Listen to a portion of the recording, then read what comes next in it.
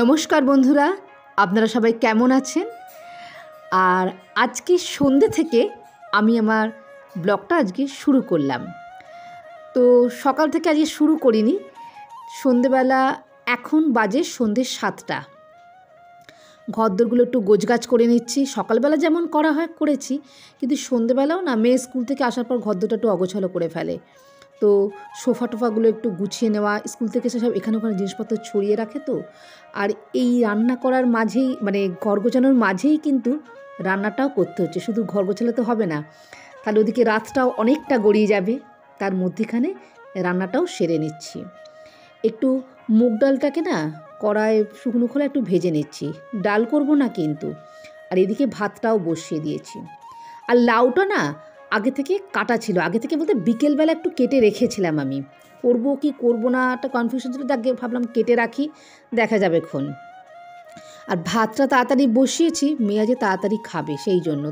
আজ বলতে না, স্কুল থাকলে তাড়াতাড়ি মোটামুটি খাইয়ে দিই, যদি সন্ধ্যেবেলা মানে পড়াটা না থাকে, তার মানে টিচার যদি পড়াতে না আসে। আর এদিকে না বিছানার চাদরটাকে পাল্টাবো ভাবছি, কেননা চাদরটা খুব নোংরা হয়েছে। তো সেই জন্য কম্বল টম্বলগুলো পাট করলাম, এটাও পাল্টাবো কিনা কনফিউশন লাগছে। আসলে ওয়েদারটা যা যাচ্ছে না, রিস্ক পাচ্ছে না। যতই ওয়াশিং মেশিনে কাচি না কেন, একটু রোদ না হলে না খুব অসুবিধা। দেখবেন জামা কাপড় একটু রোদ পেলে না খুব ভালো হয়, জার্মসগুলো মরে। সেই জন্য চাদরটাকে টান টান করে গুজে দিচ্ছি, কিন্তু কিছুক্ষণ পর না কেমন কেমন মনে হচ্ছে। আর এখন যে পরিমাণে গরম পড়েছে, এক চাদরে না বেশি দিন শুতে পাচ্ছি না। দেখলেন, সেই গোজাগুজি করে আবার আমি এটাকে তুলে দিলাম। আসলে সকালের দিকে না আমার খুব একটা সময় হয় না, সেই জন্য বিকেলের দিকে করলাম। আর ঘরদোর পরিষ্কার থাকলে দেখবেন মনটাও কি ভাল লাগে না। নিজের ঘর, সেটা ছোটই হোক বড়ই হোক, যেটুকুনি জায়গাতেই থাকি না কেন, নিজের বাড়ি হোক বা ভাড়া বাড়ি হোক, যেটাই হোক না কেন, ঘরদোর যদি বেশ পরিষ্কার থাকে দেখতে ভাল লাগে। আর দেখতে ভালো লাগার থেকেও মনটাও কিন্তু ভীষণ ভালো হয়ে যায়। আর এদিকে ড্রেসিং টেবিলটা দেখুন, মেয়ে স্কুল থেকে এসে কত অগোছালো করে। রোজ বলি যে এরম করে অগোছালো করিস না, কিন্তু বাচ্চা মানুষ যা হয়, সে আমার কথা এক কান দিয়ে ঢোকায় আর এক কান দিয়ে বার করে দেয়। সেই জন্য আবার এটাকেও গুছিয়ে নিচ্ছি। আর ওদিকে কিন্তু আমার রান্নাটা হচ্ছে, গ্যাসটাকে না একটু ঢিম করে দিয়ে এসেছি। ওই যে বললাম, সব কাজ করতে হবে, শুধু একটা কাজ করলে তো হবে না। আর সকালবেলা সব সময় আমি ঝাড়াঝুড়ির টাইম পাই না। আমি যখন যখন টাইম পাই, সেটা যদি রাত্রিরে হয় রাত্রিরেই করে ফেলি, যদি সকালে হয় সকালেই করি। যে পার্টিকুলার সকালেই করতে হবে এইরকম ঘড়ি ধরে কাজটা আমি ঠিক করতে পারি না। তো ড্রেসিং টেবিলটা একটু ধুলো পড়েছে, ভালো করে ঝেড়ে ঝুড়ে। আর দেখুন না কত কিছু বার করেছে। মাথায় তো ওইটুকুনি চুল, তাতে কত রকম ক্লিপ গার্ডার, বাপ রে বাপ। আর এগুলো সব গুছিয়ে টুছিয়ে নিচ্ছি। আর মেয়ে ওদিকে পড়াশোনা করছে। আজকে বললাম না কোনো টিচার আসবে না, তা টিচার আসবে না বলে ওকে আজ 9টার মধ্যে খাইয়ে দেবো আমি। আর এদিকে লাউটাকে এসে একবার নাবিয়ে গেছি, জানি না কী কারণে ভিডিওটা না ডিলিট হয়ে গেছে, আপনাদের সামনে আনতে পারলাম না। আর এইদিকে পার্শে মাছগুলো ভাজতে দিয়েছিলাম, সেটা ভাজাও প্রায় হয়ে গেছে। আর টমেটোটা একটু গ্রেট করে নেব। পার্শে মাছ তো ঝাল করতে এমন কিছু লাগে না, এটা কাঁচা লঙ্কা আর আমরা যে মশলাগুলো দিই সেই মশলা, একটু টমেটো দিয়ে এই রান্নাটা করব। এই পার্শে মাছগুলো ভাজা করে ঝোলটা বসিয়ে দেব। কিন্তু ঝোলটা বসালো না রান্নার শেষ নেই, এরপরে করতে হবে ইলিশ মাছ। ইলিশ মাছটা এখনও বরফ কাটেনি বলে ওটাকে একধারে রেখে দিয়েছি। আগে বরফটা কাটুক, তারপরে ওইটা বসাবো। আসলে আপনাদের সরকারদা এই সপ্তাহে আবার ইলিশ কিনে ফেলেছে, সেটাও আবার 1 কিলো 800। 1 কিলো 800 তো অনেকটা বলুন আমার এই ছোটো সংসারে। তো যাকগে, সে যখন আমাকে না বলেই কিনে ফেলেছে, কিছু তো করার নেই। আর দামটাও অনেকটা নিয়েছে জানেন তো। আমার কিন্তু গাটা খুব করকর করছিল, এত টাকা দিয়ে ইলিশ মাছ খাবো। তা ও বললো ইলিশ মাছের তো সব সময় দাম বেশি, তুমি আর কম কখন পাবে। ইলিশ মাছের দামটা কত নিয়েছে জানেন? শুনলে আমারই মাথা ঘুরে যাচ্ছিল। ইলিশ মাছের দাম নিয়েছে 2500 টাকা। তবে 1 কিলো 800 কিন্তু একটা ইলিশ না, দুটো ইলিশ, একটা 1 কেজি ওজনের আর একটা 800 ওজনের। তবে একটা মজার কথা কি জানেন তো, আমাদের দক্ষিণেশ্বরে না মাছ ভালো পাওয়া যায় না। এই ইলিশ মাছটি কিন্তু উত্তরপাড়া বাজারে ভীষণ ভালো ভালো ইলিশ মাছ পাওয়া যায়। যারা কাছাকাছি থাকেন উত্তরপাড়ার, তারা কিন্তু উত্তরপাড়া বাজার থেকে ইলিশ মাছটা কালেক্ট করবেন। খুব টেস্টি, আমার তো ভীষণ ভালো লেগেছে খেতে। কেননা আজকের আগেও একদিন যেদিন এসেছিলো সেদিন রাত্রিরেই খেয়েছিলাম। আর আমার না ইলিশ মাছ ভাজা, তেল, আলু ভাতে খেতে খুব ভালো লাগে। মানে ঝালের থেকেও ভাজা মাছ আর তেলটা খেতে খুব টেস্টি লাগে। আমার মেয়েও পছন্দ করে ওটা। চলুন এই রান্নাটা সেরে ফেলি। এই রান্নাটা বসিয়ে তারপর ওই রান্নাটা করব। তার মধ্যে মাঝে মাঝে আবার দেখতে হচ্ছে মেয়েটা পড়াশোনা করছে কিনা। আমার মেয়েটা না বড় ফোন দেখার নেশা। বলি যে ফোনটা অন্য সময় তো দেখতে পারবি, বাচ্চা মানুষ যা হয়। এই লকডাউনের সময় থেকে না এমন ফোনে অ্যাডিক্টেড হয়ে পড়েছে।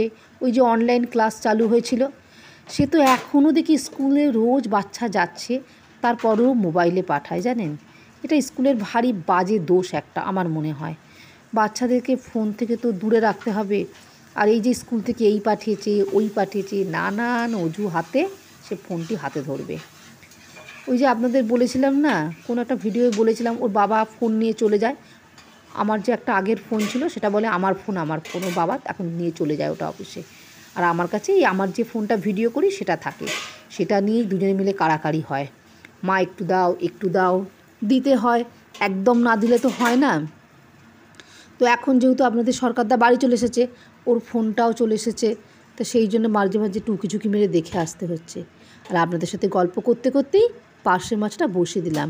আজকে না মাছে একটু গরম জল দিলাম। আর এদিকে অন্য একটা কড়াতে আমি কিন্তু ইলিশ মাছটাও করে ফেলেছি। ওই যে বললাম 9টার সময় মেয়েকে খাওয়াবো, তাড়াতাড়ি করছি। আর ইলিশ মাছ হলে না আমার বাড়িতে দুটো দুটো করে খায়। আজকে আর ভাজাটা রাখতে ভুলে গেছি, মানে তাড়াতাড়ি করছিলাম তো। আর ইলিশের সাইজটা দেখুন, দেখলেই বোঝা যাচ্ছে বেশ বড় ইলিশ মাছটা। আর ভারী টেস্টি হয়েছে, কালারটাও কিন্তু খুব সুন্দর হয়েছে।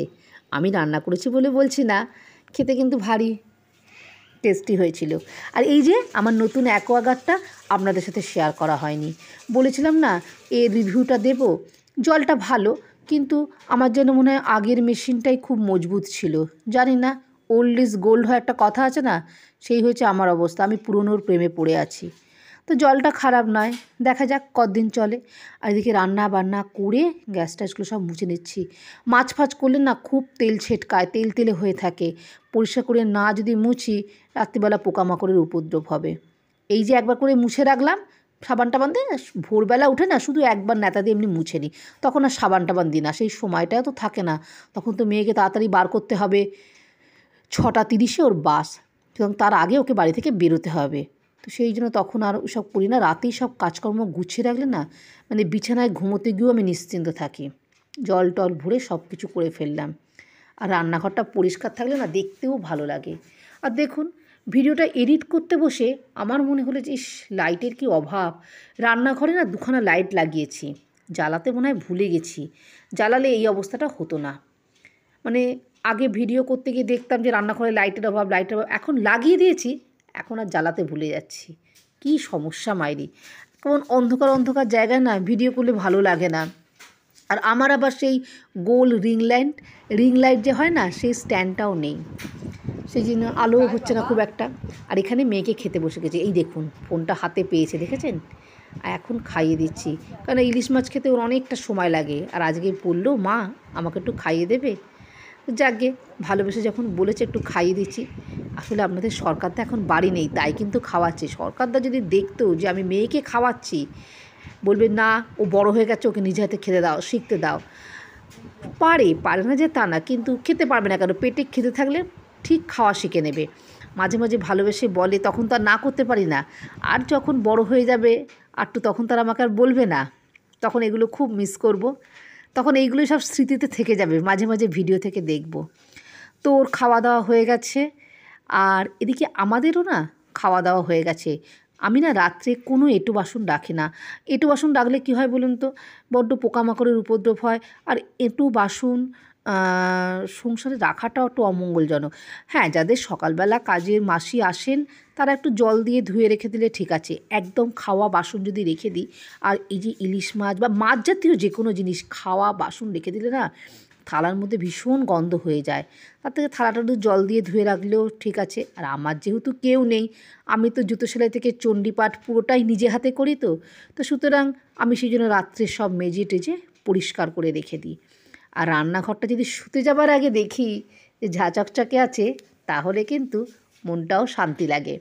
কিন্তু রান্নাঘরের মেজে টেজে আমি আর রাতে মুছি না, ওগুলো সব সকালে ঘুম থেকে উঠে মেয়ে আপনাদের সরকারদা বেরিয়ে যাবার পর ধীরে সুস্থে করব। আর কেননা ওইগুলো করতে গেলে না, মানে ওরা থাকলে অনেকে হয়তো বলবেন যে বাসি ঘরে মেয়ে স্কুল চলে যায়, কিছু করার নেই। সকালবেলা যদি এইসব করতে যাই তাহলে আর মেয়েকে স্কুলে পাঠাতে পারবো না। আর কতটা ভোরে উঠবো বলুন? ভোর 4টে থেকে 4:30-র মধ্যে উঠতেই হয়। ওই জন্য দোরগোড়ার সামনে একটু জল দিয়ে দিই।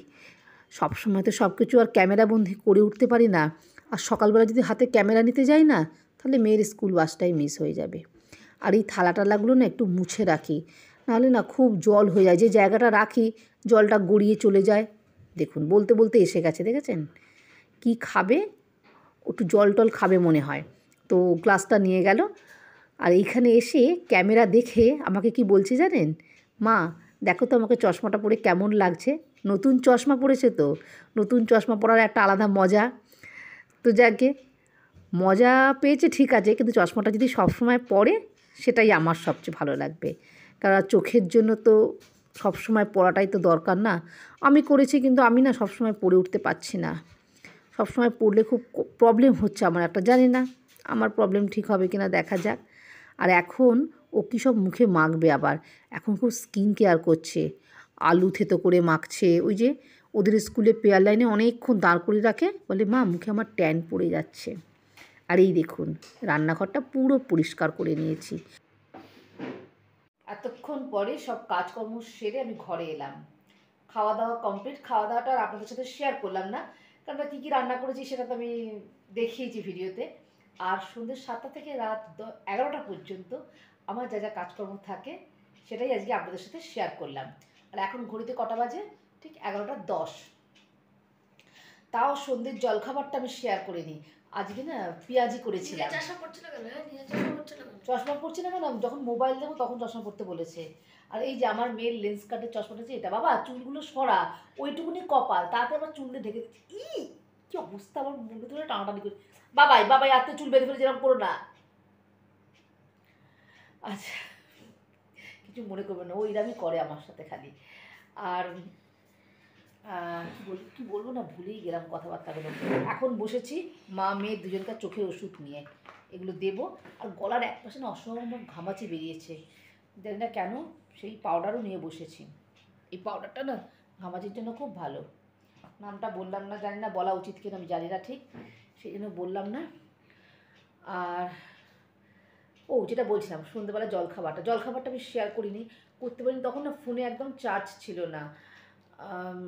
সবার ভিডিও দেখতে দেখতে চার্জটা প্রায় শেষ হয়ে গিয়েছিলো, সেই জন্য চার্জে বসেছিলাম। সন্ধ্যেবেলা যে গরম গরম পেঁয়াজি করেছিলাম, আর কি করলাম, পেঁয়াজি মুড়ি চানাচুর দিয়ে আর একটু আলু ভাজা, সকালে একটু আলু ভাজা ছিল, সেটা দিয়ে মুড়ি খেলাম, তার সাথে চা ছিল। এই হলো সন্ধ্যে জলখাবারটা ছিল। তো সবটা শেয়ার করতে গেলেও ভিডিওটা অনেকটা বড় হয়ে যেত, এতেও মনে হয় অনেকটা বড় হয়ে গেছে। এডিট করতে গেলে তখন আমি বুঝতে পারবো যে কতটা বড় হয়েছে। তো আমার এই সন্ধ্যে 7টা থেকে রাত্রি 10টার কর্মকাণ্ডটা আপনাদের কেমন লাগলো সেটা আমাকে কমেন্ট করে জানাবেন। তার মধ্যে মেয়ে কালকে কি টিফিন নিয়ে যাবে সেগুলোকে রেডি করে রাখা, সব রেডি করতে করতে এতটা টাইম চলে যায়। এগুলো রাতে যদি না করে রাখি তাহলে আর সকালে আবার সময় করে উঠতে পারবো না। তো ভিডিওটা আমি এখানেই শেষ করছি। যদি আমার ভিডিওটা ভালো লাগে অবশ্যই লাইক করবেন, শেয়ার করবেন, কমেন্ট করতে ভুলবেন না।